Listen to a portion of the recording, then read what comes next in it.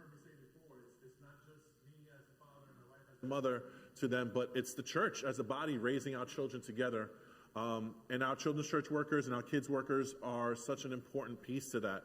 I'm blessed in knowing that the investments that you guys have put into them, that my kids are now putting that back into the next generation.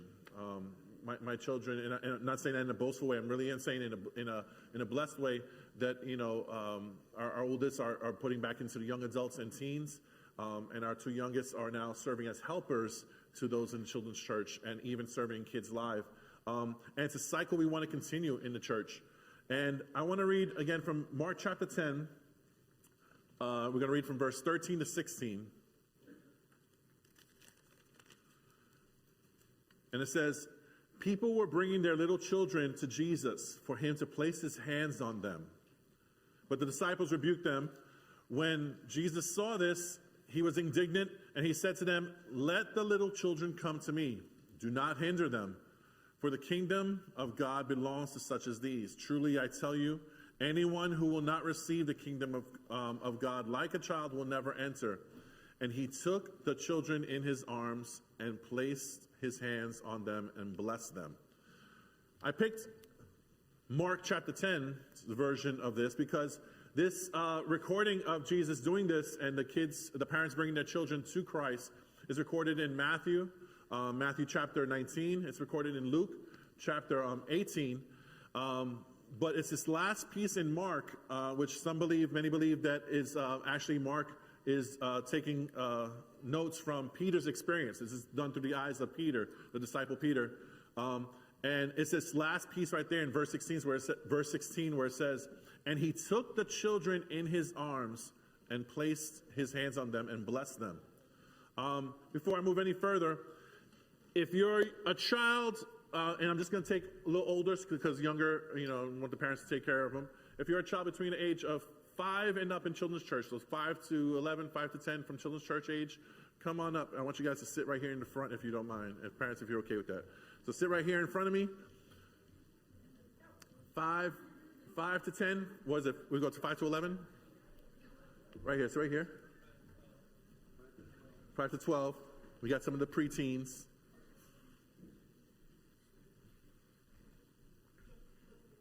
Okay. Okay, can I trust you guys to not elbow each other and pinch each other and pick each other's noses and all that kind of stuff and just chill here for, yeah? Yeah? Good? No poking the eyes, nothing like that? All right. Now, when you look at this scripture, I read that, it just kept on coming back to me of just the setting of the parents bringing their kids. And I titled this after what all three recordings say. It says, they brought their children to the Lord to place his hands on them. Matthew, Mark, and Luke all record and all state that fact. The parents recognize we want him to place his hands on them. And I find that curious in a lot of ways because by this time, yes, Jesus has ministered in several ways and has done some miracles and has done some things that has caught the attention of others. And for some, or for many actually at that time, whether or not he was the Messiah was still a little question mark. And what was going on and who sent him. But they knew definitely this is a teacher of the Lord. And he's done miracles and he has things. And what I love is that the people knew enough to say, just place your hands on my child, on our future, on our legacy. If you know anything about the Israeli culture, their culture at the time, the children really were more to keep silent. It's why on all three recordings also the disciples were like, no. Jesus doesn't have time for that. They're like, no, and they actually got offended that they were pushing their children in front of him. It's like, he has to be about the work of the kingdom. He has to be about the work of this and that and whatever else they may have thought was on Jesus' agenda. But again, all three Gospels point out that Jesus is like, no. Let them come. This day and age, today, we know the enemy is out to grab our children. It's just, there's no other way to look around it. You can hide under a rock as much as you want. You don't have to watch, I don't watch the news as much as probably many of you do, because I just don't want to bother with a lot of it. And it's not because I'm denying what's going on. because I know we need to be aware of everything, but too much of not a good thing really weighs on the heaviness on the soul. And so I choose to focus on the one who is in control. And so I'll pay attention to what I need to pay attention to, look what I need to look and pray for what I need to pray for, and enough for that, but not enough to just boggle me down. But it's enough to know the enemy is after our children. And it's enough to know that says, God, even more than ever, bless our children and help us to be the example we need to be. It's why I'm so grateful, like we said already several times this morning, where we're grateful for all hands and feet who are willing to help and feed and bless and spiritually be there for our children. Because on our own, we cannot do it. And to have people who are also love the Lord to invest into these young hearts and these young minds, and of course you can include in that our teenagers and our youth, is such an important piece and even doctrinal piece of the church, to invest into the future and the legacy of all that we have. I remember, for me personally, growing up in the church, many of you again know my testimony, and I lost my father at a young age, and the investment that people had, and I had men in the church that stepped in. That's why I strongly believe in mentorship. I strongly believe in father figures, and men that stepped in where my dad was no longer able to be there for us, and helped in ministering. Everything from when I was dating someone, they were like, okay, well, who's this girl? And what, do you know how to treat her? And are you making sure this and that kind of stuff? To the ones that would just ask simply, how's your grades going? To the ones that my mom could occasionally call up on and saying, I don't know what to do with them. You need to talk to him. And they'll say, why are you giving your mother a hard time? And it was those men that filled that gap and that void. But on top of that, and for me, my Sunday school teachers and children's church workers were mostly women, if not all women. And how they invested into my life as well, how they poured in and how they put things into perspective, like how Angie was saying, in ways that sometimes we may not even think of, but there's that creative way, a way that taps into a kid's mind to help us understand the scriptures. And the scriptures even say that sometimes it says easy that a child can understand, but then when we get older, we make things more complicated, right? When we get older, things got to make more sense logically. When we're this age right here, we don't care about logic. Tell me what I get out of it, and is there a snack afterwards, right? Yeah. See, they're all nodding their heads. Is it the same snack as last week, or is it different? But you know what? It's funny. It's the investment that we put in, the seeds that are planted, and as we get older, scriptures tell us that we're on that milk at first of where we learn the basics, and then when we get older, we learn a little bit more. And as you guys know the story of Noah and the ark. Yeah? Noah and the ark, right? God floods the whole earth, right? And who does Noah save? Anybody know? Who knows? You know? Animals and Noah's family, right? And then from there, then the waters recede after some time and things like that. As you get older and you learn a little bit more about that, the story's going to have a whole different meaning. It's going to take up, and really? Yeah. God's spirit and God's love, but then it takes on a whole different thing. David and Goliath. Who can tell me about David and Goliath? Yeah. There was this Philistine giant named Goliath. Philistine giant named Goliath. And meanwhile, someone was trying to find a soldier or something. And then Jesse sent out all his sons, Yeah. except for David. Right. Give me the short version. So David goes to get his brother's food. Okay. David goes to bring his brother's food, who are soldiers. Yep, the soldiers' food, and then he sees all of them being cowards, and then he just takes his slingshot and then pow. Wow. So David, there was this Philistine Goliath that was tormenting the Israelites along with his army, right? And David's brothers all get sent out to join the army to fight against the Philistines. David goes to bring food for his brothers, and when he's there, he sees this Goliath, making fun of everybody. And so David says, no one's going to step up to fight this guy. So he grabs his slingshot and gives him pow, and that's it, right? When you get older, you're going to find out even more details of that story that's going to make you go, whoa. And exactly. He just went, Mind blown. See, I'm in the know. This means mind blown, you know? And it's just going to keep on growing and growing.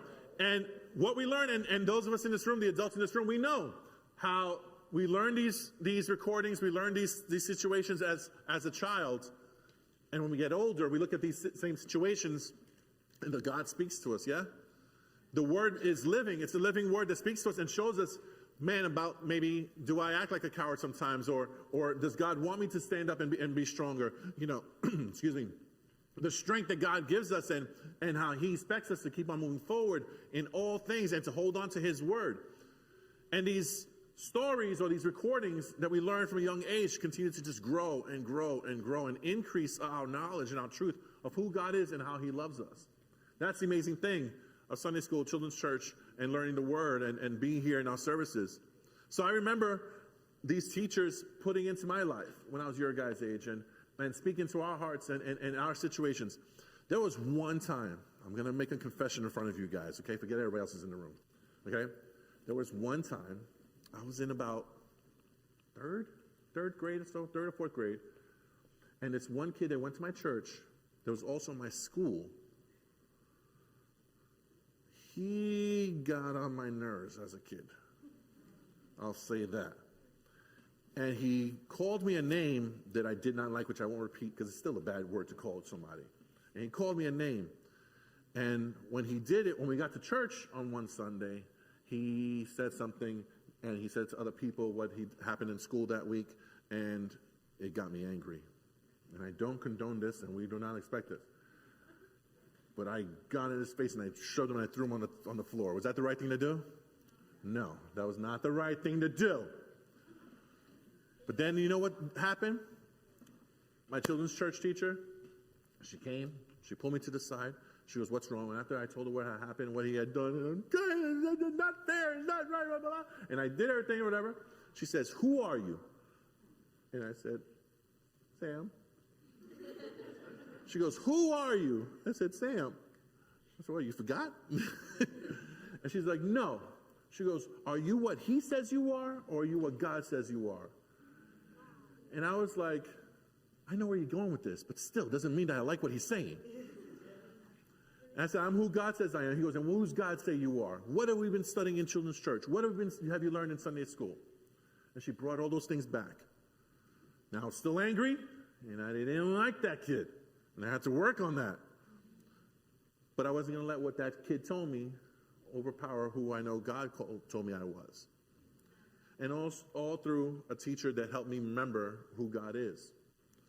I was blessed. I love the arts and theater, and we had one children's church worker that my wife and I, we do ministry in different ways, and we actually went upstate not too long ago, and to my greatest surprise, she showed up with her husband, and she was just there, and our families grew up close together, but she was one of my children's church workers and Sunday school teachers growing up in church.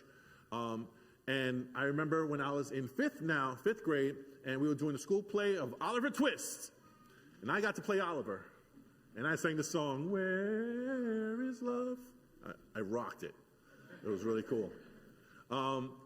And to this day, she'll still remind me. She goes, "I remember coming to your play in school and just singing." And she'll go, "Where?" I'm like, "Okay, I got it. Her name's Michelle." I'm like, "I got it, Michelle." Okay, you know. But just to the impact that she had, not just on a Sunday morning, but that she was there for me outside also. I had those who were finding out that I was getting married. And I don't know how well my wife remembers Dolores coming up to her and saying, "Okay, I got to meet this girl," and a few others. And they were just talking to me, and they were praying for us in our wedding and things like that. And just to see where they knew me as a kid, to see us when we get older and move on, and that they were always a part of that. And I was blessed to experience that. I was blessed to experience those kind of things. And it's a blessing that I ask for every generation. It's a blessing I ask for my own kids. It's a blessing we ask for these children here.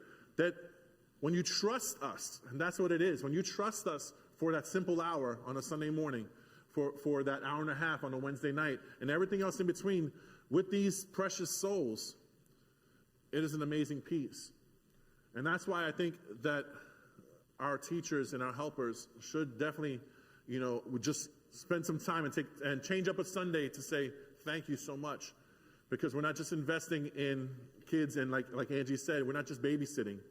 We're investing into the hearts and the souls in the future. And depending on how far God's called you to serve and how far he's called you to do, to not just impact them on that one Sunday, but even at times maybe follow up with them as they get older and talk to them as you see them progress in life and move forward in the things of life.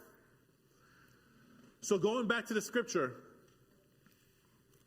and it's that main piece of where it says, the people were bringing their little children so that Jesus will place his hands on them.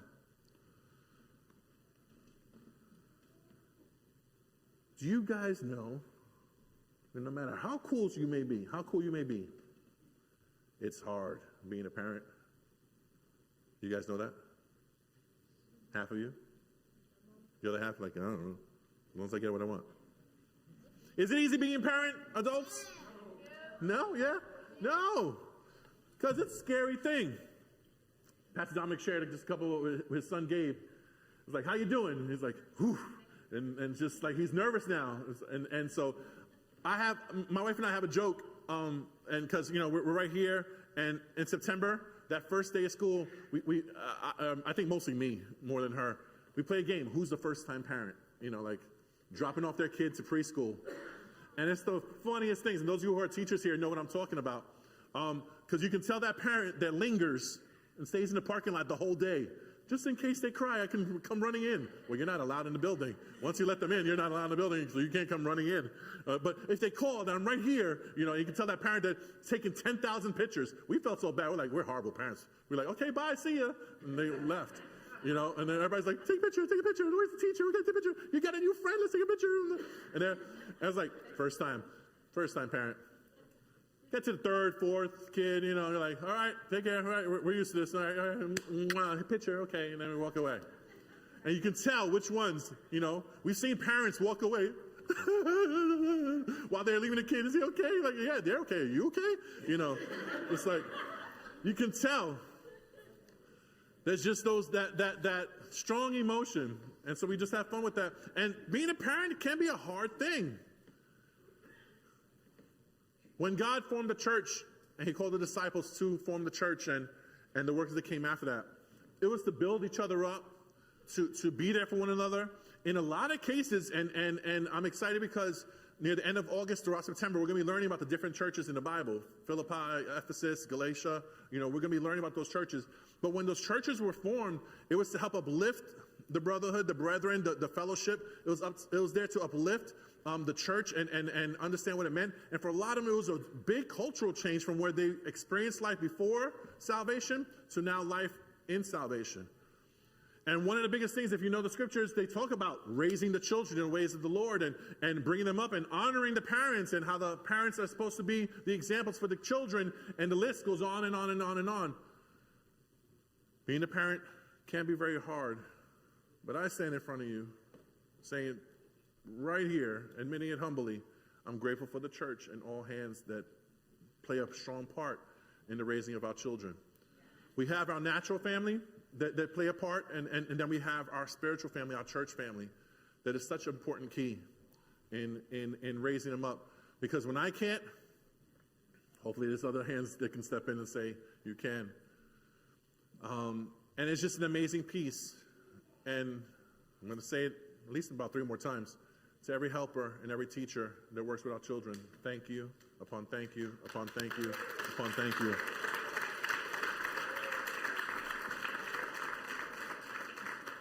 Placing our children in the hands of Jesus. We need to remember that our children are God's children first. And when we trust them into his hands and under his leadership and his guidance, he will not let us down. But the example has to be set by us also. And for every teacher and every helper in this room, listen, you may have them for only that 1 hour or so once a week, but let that 1 hour or so every week be the best that you offer to these kids' lives. Hopefully it's not just that 1 hour, but maybe like Angie had said and Peggy had mentioned also, a little prep before. So it's not just the lessons done freehand, but time saying, I'm about to invest into a child's future. let me take some time to study and to go over the lesson. And Lord, maybe even speak to me on the creativity on how to move forward and how to work this out. I can imagine when Jesus was sitting there and he was talking to the people and these parents were bringing him up to have him lay his hand on them and bless them. Probably was a little more intense than this. We're in a calm setting right here. But just the image that probably when he saw their young faces, knowing who each of them were, knowing how the enemy could be right there at their door knocking on anything. And these parents were aware also that they said, we want him to lay hands on them and bless them. And again, I chose to read from Mark's perspective of this because I love that little piece where he says, come here, buddy, Cameron, come here. Where it says, and this is just, I'm going to give you a visual of it, where it says that Jesus took the children into his own arms, picked them up, held them, and then blessed them. We read it in just a couple of seconds, but I figured there was more than just one or two parents that brought their children. It was probably a group of them. And Jesus was going to stop what he was doing, because he was actually rebuking a few people before that. No, I didn't tell you to leave. Get over here. He's another one that we had when he was a little baby. Okay. And he took time in the schedule, what he was doing. He says, no. If this was going to happen, this was going to happen. And he took time to hold them and bless them and pray over them. And just like Miss Peggy said, I hope that that's something that each and every teacher and every aide and helper does before you start your class. Spend time to just get to know them. Pray over them. Find out how their week was. Speak into their lives, encouraging them. And then also sharing with them who God is in their lives and speak into their future of who they are. Look at this little cute chunky face here. No, you don't want to show your face? Just real quick, just look quick and then turn back. Real quick, go look at them. I know, some of them are scary looking, but it's okay. No? Okay. All right, can I get a hug? Okay, all right. No, go quick, okay. All right, okay, you can go sit. Look at that little face. That's a face of whether God calls him to someplace else or something else, or calls him to stay here. That's the face of the future. That's the face where we're putting into what he's going to do and become and play a part on. That, yeah, the choice is going to one day be on his lap, and he's going to have to make those decisions and do those kind of things. But the seeds that are planted and what's put into him, he's going to know the truth because we're going to help put that in there in them. Amen?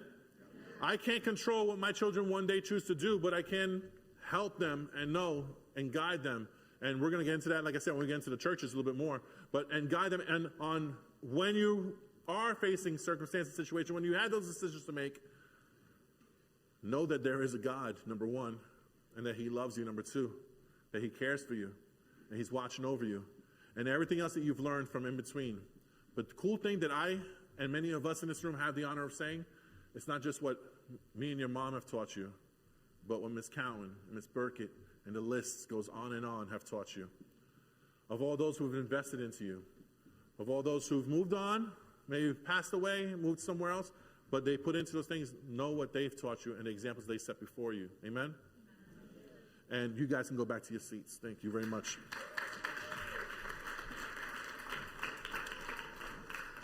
And so we want to continue to have this church be a church. And what I always say when people ask about your church and where you serve and the things that you do, and I said usually the first line that comes out of my mouth about the church is we got a very loving church that I believe is very family orientated.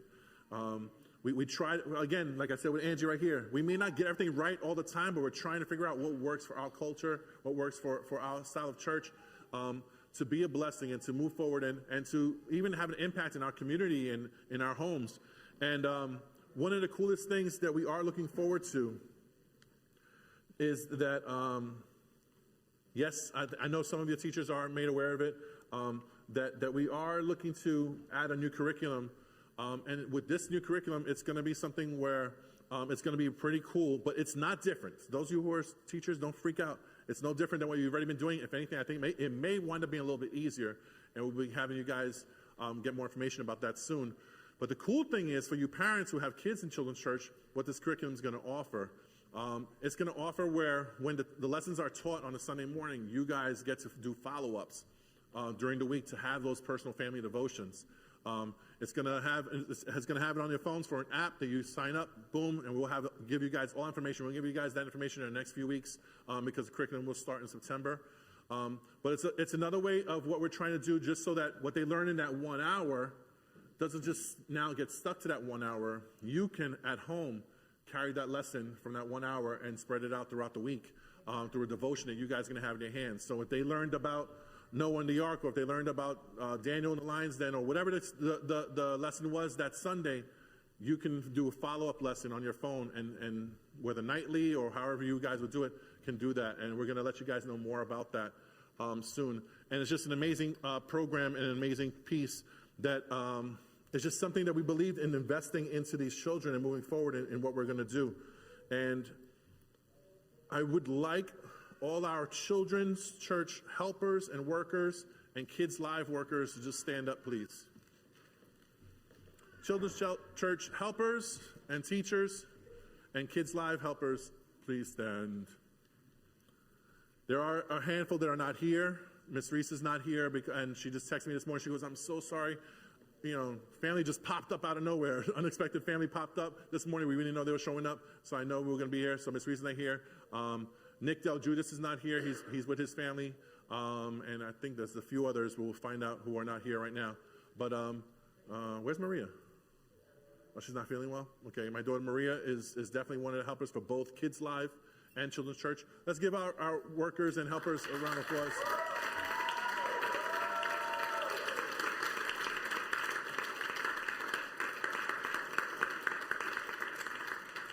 I'm going to have Angie come back up, and we're going to call you guys up just one at a time. Angie's going to share a little bit, and if they work with me also in Kids Live, and then Kristen's another one too. So you snuck out, now you came back.